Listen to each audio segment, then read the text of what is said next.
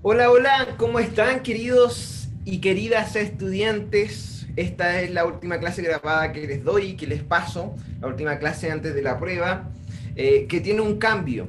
Estos días estuve viendo y quiero que puedan, en vez de responder preguntas, crear un ensayo sobre Segunda de Corintios. El ensayo tiene como base poder hacer una introducción breve a lo que es el libro, presentar los temas principales, que mínimo deben ser tres temas, y eso sería el desarrollo, desarrollarlos también, y una conclusión que esté enfocada en lo que ustedes pueden ver y pueden aprender del libro de Segunda de Corintios. Entonces yo les había dicho que pudieran, que les iba a enviar el documento de la prueba y que ustedes lo iban a poder realizar y me lo tenían que enviar en 2 días. Esto acá sigue de la misma manera, ustedes me lo pueden enviar desde que reciben este video y están viendo esto y reciben también las indicaciones que les voy a dar escritas, hasta 2 días después, que sería el día viernes, en realidad un día después, en la noche, hasta las 12 de la noche. No tiene un número de páginas, pueden ser dos, pueden ser cinco, pueden ser seis, no más allá de 7 u 8 páginas, por favor.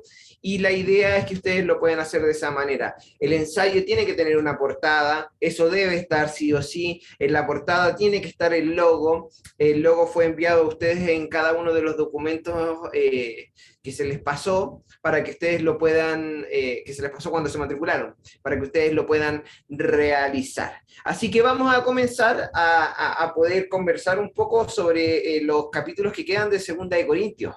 Y vamos a comenzar con el capítulo 8, por ejemplo. Ahora vamos a hacer un simple, breve resumen para que ustedes lo puedan entender mejor desde la perspectiva en la que lo queremos aprender, para que así lo puedan desarrollar de la manera más simple y más sencilla. En la versión Nueva Traducción Viviente, el capítulo 8 comienza con un título que dice: un llamado a dar con generosidad. Y aquí ya está hablando del dar. Y esto muchas veces genera conflictos, sobre todo en la iglesia actual. ¿Dar para qué? ¿Dar por qué? Se cuestiona mucho que muchos líderes, muchos encargados de iglesia han ocupado la generosidad de la gente para poder enriquecerse. Eso es cierto, no lo podemos negar, pero realmente no está llamado a dar para que el pastor, el líder, en mi caso, por ejemplo, el líder de jóvenes, que los jóvenes me den plata a mí para que yo me pueda enriquecer. No, no es para eso. Es simplemente mostrar una de las características principales del cristianismo, que es la generosidad. El cristianismo tiene que tener como característica principal, y ojo con este punto que estoy diciendo, la generosidad. El dar debe ser una de nuestros principios y de nuestros valores como iglesia y como cristianos. Por eso es que Jesús siempre nos llama a dar sin esperar nada a cambio, a dar la milla extra, a poner la otra mejilla, a poder ser personas desinteresadas que se despojan de lo que tienen para que otros puedan tener. Cuando hablamos de ayudar a los demás, e incluso cuando la Biblia habla de limosna, no está hablando literalmente de, estoy comprándome un sándwich y me sobran 500 pesos, toma, y tienes 500 pesos para que te compres lo que alcance. No, está hablando de que tú, en lo que estés comiendo, supongamos que es un sándwich, lo partas por la mitad y le des la otra mitad a la otra persona. Esa es una definición de generosidad, que tú dejes de comer, dejes algo que es tuyo, te despojes de eso para poder compartirlo con las demás personas. Entonces el versículo 8 comienza así: ahora quiero que sepan, amados y amadas hermanos y hermanas, lo que Dios en su bondad ha hecho por medio de la iglesia, perdón, de Macedonia. Estas iglesias que están ubicadas en Macedonia están siendo probadas con muchas aflicciones y además son muy pobres, pero a la vez rebosan de abundante alegría, la cual se desbordó en gran generosidad. O sea, la alegría se puede caracterizar también con la generosidad. Algo interesante. Pues Puedo dar fe de que dieron no solo lo que podían, sino aún mucho más, y lo hicieron por voluntad propia. No suplicaron una y otra vez tener el privilegio de participar en la ofrenda para los creyentes de Jerusalén. Incluso hicieron más de lo que esperábamos, porque su primer paso fue entregarse ellos mismos al Señor y nosotros, tal como Dios quería. Y es que la ofrenda no es entregar algo material, es entregarse a nosotros mismos. Por eso nos despojamos. Por eso Jesús le decía, ok, ¿quieres seguirme? Deja todo lo que tienes. Deja todo, tu familia, tus riquezas, deja todo, déjalo todo por mí. Y esto puede sonar muy fuerte y muy radical, porque hoy día difícilmente podamos decirle a las personas, déjenlo todo y sigan a Jesús. Porque hay personas que obviamente han construido lo que tienen con mucho esfuerzo y sacrificio. Pero lo que está tratando de aquí enseñar Pablo a la iglesia de Corintios en general es que Dios está esperando una ofrenda que nazca de nuestro corazón, así como fue con Abel y Caín. Caín se preocupó de que fuera algo material. Abel lo hizo con el corazón y eso marcó la diferencia. Hoy en día tenemos que entender que cuando ofrendamos y diezmamos en nuestras iglesias, lo hacemos con un fin, con el fin de sostener a las personas que trabajan dentro de la iglesia, y no podemos negar eso. Eso es normal y hay que normalizarlo y transparentarlo, es parte de, pero también para que la obra siga avanzando, para que se cancelen las cuentas de luz, de agua, de internet, teléfono, de aire acondicionado, gas, lo que haya, calefacción o lo que haya dentro de la iglesia para poder mantener un clima adecuado, la limpieza del lugar, los implementos técnicos, instrumentos, micrófonos, etcétera. O sea, hay mucho que la iglesia necesita hacer y eso es a través del dinero que nosotros damos y ofrendamos. Entonces, cuando viene gente y nos cuestiona de que ustedes piden ofrenda y piden diezmo, claro, nosotros de alguna u otra manera no tenemos que imponer, pero tenemos que enseñar que el principio de dar, de sembrar, es un principio que se cumple incluso en los que no son cristianos. Conozco gente y conozco a pastores que también han dado testimonio de empresarios que no son cristianos, pero dan su 10% a las iglesias y dicen, desde que lo hago, mi empresa es fructífera, es potente, es power, crece, está teniendo mayor ingresos y egresos, por lo tanto, voy a seguir dando y no tengo idea por qué, pero lo hago.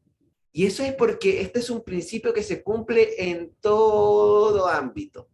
Es un principio que sobrepasa cualquier barrera, no solamente es para el mundo cristiano, es para toda la sociedad y eso me encanta de parte de Dios. En el versículo 6, sigue diciendo Pablo, así que le hemos pedido a Tito, quien los alentó a comenzar a dar. O sea, los alentó, los motivó, cosa importante porque a nadie le nace dar por dar.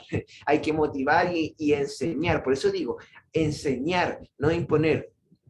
Que regrese a ustedes y los anime a contemplar este misterio de ofrendar, dado que ustedes sobresalen de tantas maneras en su fe, sus oradores talentosos, su conocimiento, su entusiasmo y el amor que reciben de nosotros, quiero que también sobresalgan en este acto bondadoso de ofrendar. Estamos en un mundo tan individualista que acá Pablo lo que nos está enseñando es a pensar en el otro. Es a amar al otro, amar al prójimo, pero con práctica. Lo que me encanta de Jesús es que él nunca le dijo a las personas, sabes que te amo mucho, sin ti yo no sé qué haría. No, no les dijo eso, pero se lo demostró en cada acción. Y eso marca una diferencia tremenda. Versículo 8 dice, no estoy ordenándole que lo hagan, ojo con esto, pero pongo a prueba qué tan genuino es su amor al compararlo con el anhelo de las otras iglesias. Qué bella enseñanza en ese momento. Ustedes conocen la gracia generosa de nuestro Señor Jesucristo. Aunque era rico, por amor a ustedes se hizo pobre para que mediante su pobreza pudiera hacerlos ricos. Este es mi consejo. Sería bueno que complementaran lo que comenzaron hace un año, el año pasado Ustedes fueron los primeros en querer dar y fueron los primeros en comenzar a hacerlo. Ahora deberían terminar lo que comenzaron. Qué buen consejo. Hay muchos de nosotros que comenzamos cosas en la vida y que no las terminamos. Que el anhelo que mostraron al principio corresponda ahora con lo que den, con lo que vayan a poder ofrendar. Den en proporción también a lo que tienen, no den más de lo que no tienen, no se endeuden por dar tampoco, no es la idea, porque existen otro tipo de ministerios en donde te dicen, ofrenda, aquí está la cuenta, aquí está, no sé, lo que tienes que poner en el cheque, y tienes que dar esta cantidad, entrega tu auto, entrega tu casa, porque Dios te va a dar el doble. La Biblia no dice eso. Es más, la Biblia no dice que Dios bendice al dador alegre, dice que Dios ama al dador alegre, lo ama. Y por consecuencia de su amor es bendecido. Lo podemos interpretar así, pero literalmente no dice que Dios bendice al dador alegre. Entonces eso es importante entenderlo, es importante aplicarlo, no tampoco abusar. Es un conflicto, hay movimientos carismáticos, apostólicos proféticos, ministerios quíntuples que están ocupando el sistema de pactar en cada cosa. Yo pacto esta palabra. ¿Cuántos quieren sellar esta palabra del Señor? Vengan acá adelante y depositen cierta cantidad de dinero porque la vamos a sellar. Y esto es la prueba de la fe que ustedes tienen porque creen en esto y esto otro. Eso es manipulación. Eso es manipulación y hay que tener ojo y cuidado con eso. Manipulación, con todas sus palabras. El liderazgo es manipulador de alguna u otra manera, pero el tema es que si yo tengo a Jesús en mi corazón, voy a manipular la situación para que la gente se pueda conectar con Cristo y la iglesia y la obra de Dios avance, no para que mi bolsillo avance. Es una gran diferencia. Entonces, les dice que terminen lo que comenzaron y después les dice en el versículo 12, todo lo que den es bien recibido si lo dan con entusiasmo. Tampoco es que lo van a dar así, ya, bueno, te doy. Hay que darlo con sentido, con entendimiento, intencionales. Y den según lo que tienen.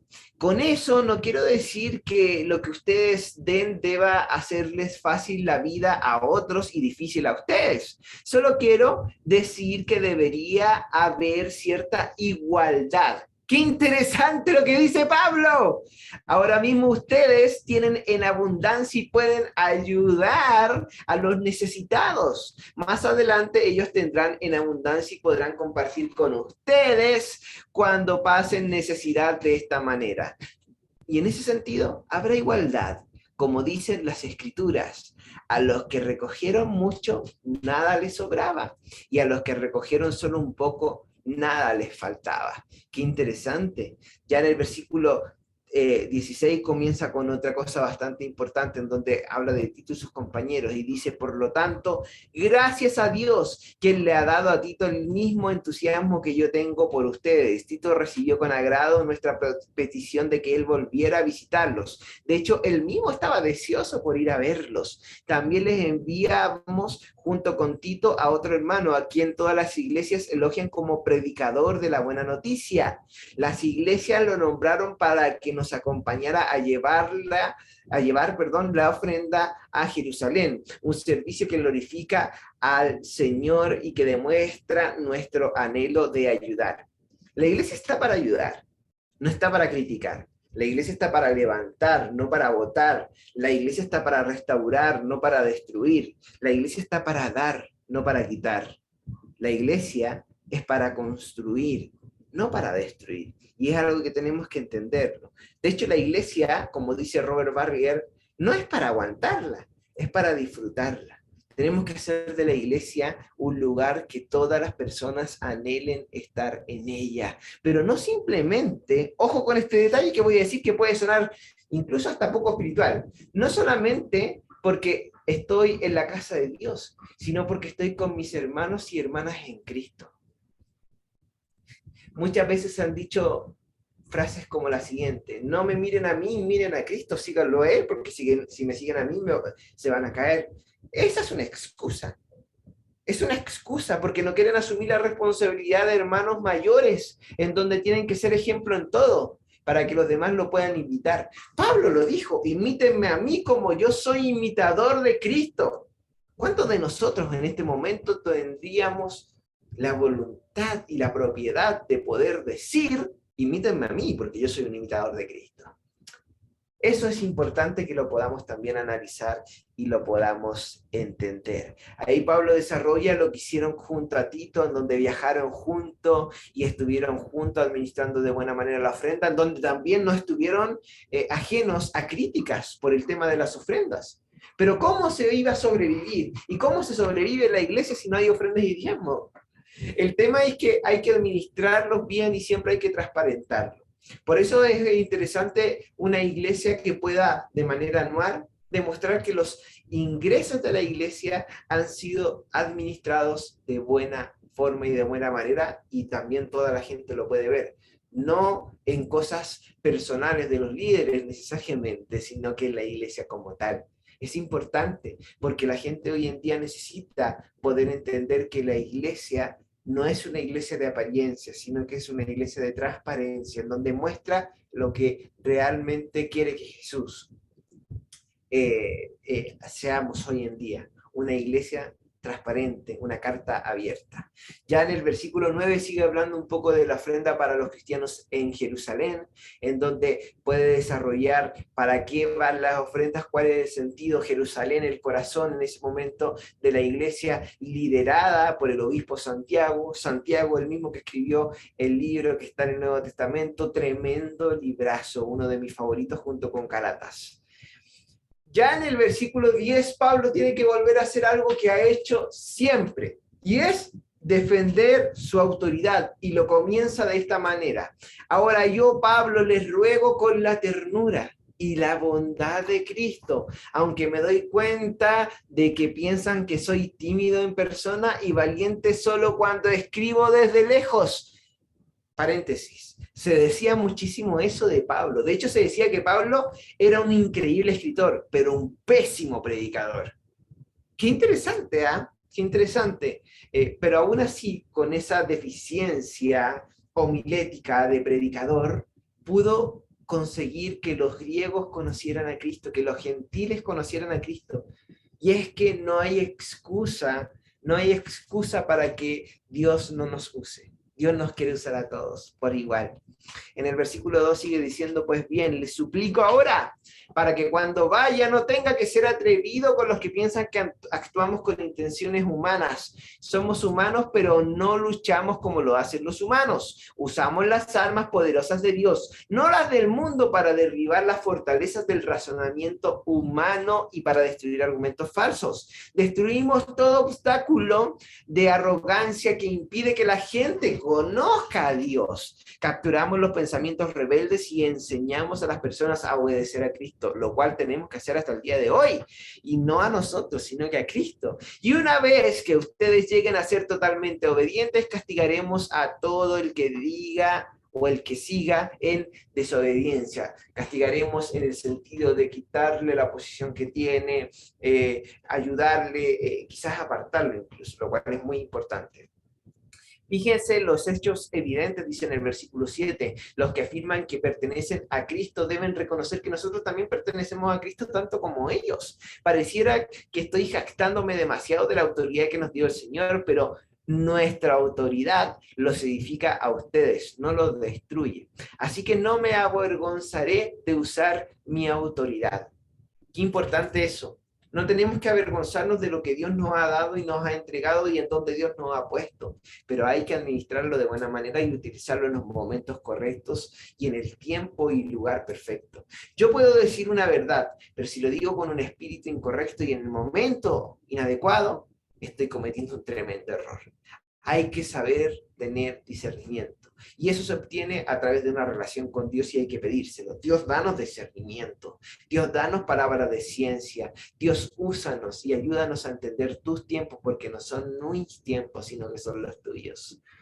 No es mi intención, dice Pablo en el versículo 9, asustarlos con las cartas, pues algunos dicen las cartas de Pablo son muy exigentes y fuertes, lo cual sí lo son, yo creo que sí, pero él en persona es débil y sus discursos no valen nada, eso decían de Pablo. Por eso también tenía que defenderse. Esas personas deberían darse cuenta de que nuestras acciones cuando llegamos en personas serán tan enérgicas como las que decimos en nuestras cartas, que llegan desde lejos. Así que es interesante lo que Pablo está hablando y analizando. Ya en el versículo 11 habla de algo muy interesante, en donde la NTV lo titula como Pablo y los falsos apóstoles. Y dice así, y es importante porque esto sigue aplicando hoy en día. Espero que toleren un poco más de mis tonterías, entre comillas. Por favor, ténganme paciencia, pues con el celo de Dios mismo. Los prometí como una novia pura a su único esposo, Cristo. Pero temo que de alguna manera su pura y completa devoción a Cristo se corrompa tal como Eva fue engañada por la astucia de la serpiente. Ustedes soportan de buena gana todo lo que cualquiera les dice, aun si les predican a un Jesús diferente del que nosotros predicamos, o a un espíritu diferente del que ustedes reciben, o a un evangelio diferente del que creyeron. Pero de ninguna manera me considero inferior a esos, ojo con este término que me encanta, por eso solo estoy leyendo en la NTV, no hay traducción viviente. Dice, pues de ninguna manera me considero inferior a esos superapóstoles que enseñan tales cosas. Podré ser un orador inexperto, pero no me falta conocimiento. Tenías razón en eso, Pablo. Tuvo a un tremendo maestro. Eso es algo que les hemos dejado bien claro a ustedes de todas las maneras posibles. Estaba equivocado cuando me humillé y los honré al predicarles la buena noticia de Dios sin esperar nada a cambio. Les robé a otras iglesias al aceptar sus contribuciones para poder servirlos a ustedes sin ningún costo. Y cuando dice les robé es entre comillas, está usando la ironía. Recuerden que la Biblia tiene muchas figuras literarias. Cuando estuve con ustedes y no tenía lo suficiente para vivir, no llegué a ser una carga financiera para nadie, pues los hermanos que llegaron a Macedonia me trajeron todo lo que necesitaba. Nunca he sido una carga para ustedes y jamás lo seré.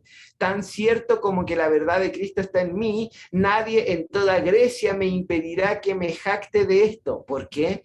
Porque no los amo. Dios sabe que sí los amo, pero seguiré haciendo lo que siempre he hecho. Esto debilita los argumentos de aquellos que andan buscando la oportunidad para jactarse, habla de los superapóstoles, de que su trabajo es igual al nuestro. Estos individuos son falsos apóstoles, son obreros engañosos que se disfrazan de apóstoles de Cristo, pero no me sorprende para nada, aún Satanás se disfraza de ángel de luz. Fuerte, ¿eh? Pero real. Hay muchos que ocupan el nombre de Cristo y lo han hecho en toda la historia. Por ejemplo, las cruzadas fueron a matar en nombre de Cristo, cuando Cristo jamás los envió a matar. Hoy día hay mucha gente que sigue ocupando el nombre de Cristo para darse autoridad y ponerse en una posición superior, pero hay que tener discernimiento y hay que leer y ver con los ojos espirituales para darse cuenta que son falsos apóstoles, como el mismo Pablo lo dice. Hasta el mismo diablo se disfraza de ángel de luz, así que no me sorprende de nada de que todos estos se disfracen de siervos de justicia. Al final van a recibir igual el castigo que sus acciones perversas merecen. Y acá comienza a hablar las pruebas que Pablo tuvo, que son interesantes y que ustedes las deben desarrollar en el ensayo que les estoy pidiendo. Ya después en el versículo 2 en adelante comienza a hablar de la visión de Pablo y la espina en su carne, y comienza a hablar de lo difícil que es seguir a Cristo, sobre todo cuando tenemos conflictos y problemas de salud y en todas áreas. Muchas veces creemos nosotros que seguir a Cristo va a significar que todo salga bien. Y no es así. Para nada. No es así. Nos pasan cosas malas. A lo largo o a lo corto en realidad, no, bueno, largo, no sé, de mi vida en Cristo Jesús, he vivido quizás momentos más difíciles que momentos más felices, pero eso no quiere decir que el gozo de Cristo no esté en mi corazón. Hay momentos en donde me he sentido pésimo, tanto física como emocional y espiritualmente, pero Cristo ha sido mi ancla y me ha ayudado a seguir, y estoy seguro que a ustedes también les ha pasado lo mismo. En momentos cuando algo grande está por suceder o cuando el Espíritu Santo está por hacer grandes cosas, Siempre ocurre algo. Nos pasaba a nosotros cuando estábamos realizando los campamentos de jóvenes. Siempre nos pasaba algo. Y la verdad es que no queremos que nos vuelva a pasar. Pero nos va a pasar porque tenemos que ser procesados y para rendir la prueba y obtener una buena calificación necesitamos ser evaluados por el maestro. Y esos momentos son complicados. Por ejemplo, esta misma semana, que ustedes saben que me caso el jueves por civil, el viernes por la iglesia, que no es en la iglesia, es en una parcela, todo iba bien y comenzamos a tener conflictos, por ejemplo financieros, se nos empezó a acabar el dinero que teníamos ahorrado, íbamos a conversar con nuestro obispo y nuestra pastora y se nos cruza una moto de delivery y me impacta en la parte de adelante del auto y la persona sale volando. En el momento que ocurrió eso pensé lo peor, pero Dios me dio la tranquilidad y pude conversar y arreglar la situación. Y tuve que sacar recursos de donde no los tenía. Y en el momento me sentí frustrado y le dije, Señor, ¿por qué ocurre esto justo esta semana? Justo esta semana en que nos vamos a casar, en que nos vamos a unir con Michelle. Y ahí Dios mismo me hacía sentir que era por eso, porque hay un propósito. Y el diablo se enoja cuando estas cosas ocurren. Entonces no podemos esperar ser super personas y no vivir dificultades. Lo que sí tenemos que esperar es que podemos pasar cualquier circunstancia, pero el Señor siempre está con nosotros. Jesús lo dijo, yo voy a estar con ustedes todos los días hasta el fin del mundo. Y les quiero comentar algo. Va a sonar un poco hereje esto, pero de la Gran Comisión lo que más me gusta es eso. Más que vayan y hagan discípulos a todos, más que eso. Muchos dicen, yo sueño con ir y hacer discípulos a todas las naciones. Y sí, me encantaría. Siempre oro y le pido a Dios que me preste los oídos de esta generación para poder hablarles. Pero lo que más me satisface de ese versículo es cuando Jesús dice, yo estaré con ustedes todos los días hasta el fin del mundo, porque me llena, me da paz, me da tranquilidad. Y es importantísimo poder entenderlo y poder aplicarlo en nuestra vida. Ya en el versículo 13, Pablo comienza a dar algunos consejos finales, en donde él dice, esta es la tercera vez que los visito. Detalle, Pablo ya los ha visitado 3 veces a los de Corintios, y como dicen las escrituras, los hechos de cada caso deben ser establecidos por el testimonio de 2 o 3 testigos. Ya puse sobre aviso a los que andaban en pecado cuando estuve ahí durante mi segunda visita. Ahora les advierto de nuevo a ellos y a todos los demás, tal como lo hice antes, que la próxima vez no tendré compasión de ellos. Les daré todas las pruebas que quieran de que Cristo habla por medio de mí. Cristo no es débil cuando trata con ustedes, es poderoso entre ustedes. Aunque fue crucificado en debilidad, ahora vive por el poder de Dios. Nosotros también somos débiles. Hay que reconocerlo. No somos los superhombres o las supermujeres. Somos débiles. Y al igual que Cristo lo fue también. Pero cuando tratemos con ustedes y estemos en comunión, en comunidad, estaremos vivos con Cristo y tendremos el poder de Dios en medio nuestro. Examínense para saber si su fe es genuina. Esta frase del versículo 5, que todavía continúa, en donde dice, pruébense a sí mismos, sin duda saben que Jesucristo está entre ustedes. Y de no ser así, ustedes han reprobado del examen de la fe genuina. Qué importante es examinarse comúnmente.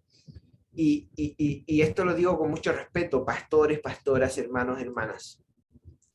Tenemos que examinarnos independientemente de la posición de responsabilidad y de privilegio que tengamos en la iglesia. Tenemos que examinar nuestra fe.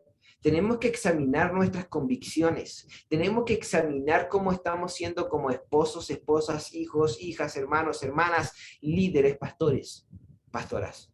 Tenemos que examinarnos. Es un llamado de emergencia, como dice el apóstol Daddy Yankee, para los que saben, es un llamado de emergencia que necesitamos realizar por lo menos una vez por año, en donde debemos examinarnos. Tengo el privilegio de pertenecer a una organización que se llama Especialidades 625, E625, en donde, con todo privilegio, con todo honor, puedo rodearme de gente muy linda, como ha sido Harold Segura, que estuvo con nosotros, o como Lucas Leis. Y con Lucas he conversado muchas veces, y si hay algo que admiro de él, es que todos los años aparta 5 días al comienzo del año para estar a solas y buscar la voluntad de Dios y pedirle dirección para ese año. A solas, él se va solo a cualquier lugar del mundo, y ha estado en cualquier lugar del mundo, en todos los lugares, incluso acá en Chile. Una vez cuando vino a nuestro campamento hice que cambiara su día de descanso para la segunda semana, pero después lo ayudamos y se fue a Frutillar, entonces fue un lindo descanso igual. Y Dios ahí le habla, y en donde él también se puede examinar a sí mismo. Y yo eso lo miro como un ejemplo y creo que es necesario, quizás no hice 5 días como él lo hace, cada uno verá cómo lo hace, pero sí examinarse, sí decir, Dios, estoy bien, ¿qué quieres de mí este año? ¿Qué quieres de mí con la iglesia? ¿Qué quieres de mí con mi familia? ¿Qué quieres de mí en la relación que mantengo? ¿Qué quieres de mí? ¿Qué quieres de mí? Y examinarse. Es importantísimo. Entonces, esto es lo que yo quería que ustedes pudieran entender de Segunda de Corintios, más lo que hablamos en la clase pasada. Esa es la idea, y es que podamos analizar todo esto y que lo podamos entender de buena manera. No me quise alargar tanto porque no los quiero aburrir, yo no soy así, lo resumí bastante, podría darle muchos más argumentos, pero los tiempos no se dieron así y no fueron de esa manera, pero recuerden hacer el ensayo, entregarlo con tiempo, ustedes lo pueden hacer, son muy buenos estudiantes, estoy muy contento porque independientemente la calidad o el nivel académico que cada uno tenía por haber estudiado quizás solo la básica, solo la media, solo la universidad, qué sé yo, o incluso ni siquiera haber estudiado antes, están aprendiendo y están creciendo, y en cada uno de ustedes yo veo un potencial tremendo. Veo cómo Cristo se glorifica y veo cómo están creciendo. Y si ustedes crecen, como ayer le decía a nuestro obispo y pastora, si ustedes crecen y se fortalecen, y Petri crece y se fortalece. Y eso es lo que queremos como iglesia. Para mí ha sido un tremendo privilegio haber estado con cada uno de ustedes en esta clase, y espero seguir viéndolos las distintas epístolas para que podamos seguir aprendiendo y creciendo en conjunto. Cualquier duda, no duden, por favor, en escribirme, ¿ya? Los quiero muchísimo, les mando un abrazo en Cristo Jesús, les pido que los bendiga, y en este momento que están viendo esta grabación, quiero orar por ustedes. Así que, ¿qué tal si ahí donde están en cualquier momento se inclinan ante Dios para que pueda orar por ustedes? Yo solo quiero pedirle a Dios que les dé sabiduría, inteligencia, y que los haga crecer y que sean personas maduras en Cristo Jesús, para que puedan enseñarles a otro el verdadero evangelio de Cristo, en donde Él es nuestro Señor y Salvador. Yo te pido que cualquier dificultad que mis hermanos y hermanas estén pasando o puedan pasar, sea, Señor, simplemente un testimonio más de glorificación tuya ante la vida de ellos. Sea un testimonio que puedan usar para que otros te puedan conocer. Gracias por este curso, los bendigo y te pido, Señor, que nos bendigas fuertemente. Y te doy gracias por haber sido el profesor de Epístolas 1 en esta primera generación de estudiantes. En el nombre de Jesús. Gracias, un abrazo grande, Dios les bendiga, y espero que nos podamos volver a encontrar pronto, ya sea en la iglesia central, en alguna clase online, o en sus iglesias, o en algún lugar de Chile. Que Dios les bendiga. Chao, chao.